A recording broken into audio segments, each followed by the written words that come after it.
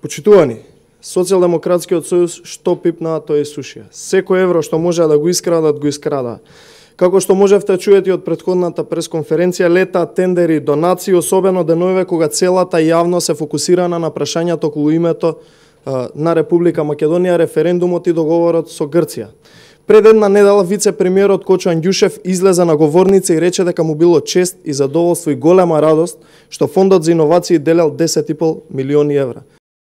Мене ми е особена чест и задоволство, а верувајте и голема радост, кога денеска ве гледам сите во оваа просторија, бидејќи овој денешен настан е практично она што сакавме да го видиме пред една година кога почнавме да планираме како ќе ја градиме економијата и како ќе ја градиме растот на економијата во Република Македонија. Мојата среќа и радост е неизмерна кога денеска гледам колку многу луѓе има во оваа просторија. Тоа само кажува дека ние точно сме го погодиле таргетот. Каст Инвест до Скопје. Ја лееме нашата иднина.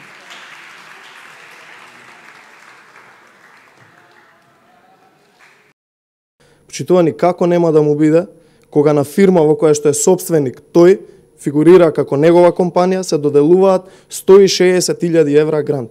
Има ли некој што не би бил толку радосен кога би си доделил самиот на себе 160.000 евра пари на граѓаните за проект кој што се нарекува Ја лееме нашата иднина? Да, точно е, тие залеа и нивната иднина, но иднината на нивните семејства за идните генерации заедно со неговиот кум кој што исто така е собственик во истата фирма. СДСМ ветуваа грантови од 10.000 евра за секој млад човек, а на крајот си ги поделија парите за себе.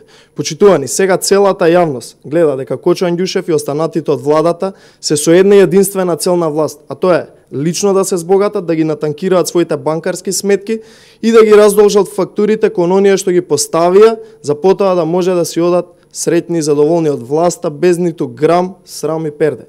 Почитувани, доколку Кочо Анѓушев не знел да го подсетиме дека во законот за спречување на судир за јавни интереси јасно и прецизно пишува член 3 став 1. Судир на интереси подразбира судир на јавните овластувања и должности со приватниот интерес на службеното лице, во кој службеното лице има приватен интерес што влие или може да влие врз вршењето на неговите јавни овластувања и должности. Додека пак во кривичниот законник на Република Македонија јасно и прецизно е предвидено казна затвор за сите оние кои што го прекршуваат законот за судир на интереси. Па така, според член 353В од Кривичен законник на Република Македонија, став 1, односно 3, службено лице или одговорно лице во јавно предпријатие или јавна установа која со повреда на законските прописи за судир на интересите или за совесно постапување при вршењето на дискреционо овластување, со пропуштање на должен надзор или на друг начин очигледно несовесно постапува во вршењето на своите овластувања и должности и со тоа за себе си ќе прибави друг или за друг значителна имотна корист или нанесе значителна штета, ќе се казни со затвор од најмалку 3 години. Значи на Кочо Анѓушев му се заканува казна затвор од најмалку 3 години. Кочо Анѓушев заедно со Јован Деспотовски, директорот на Фондот за иновации, Зоран Заев, кој е премиер на Република Македонија, беше потпишан на грантовите, односно чековите кои што ги добиваа избраниците. Од тука јавно го повикуваме јавното обвинителство на Република Македонија да не спие, конечно да се разбуди и да почне да го гони криминалот. Органите за прогон веднаш да поведат постапка против Анѓушев и Деспотовски.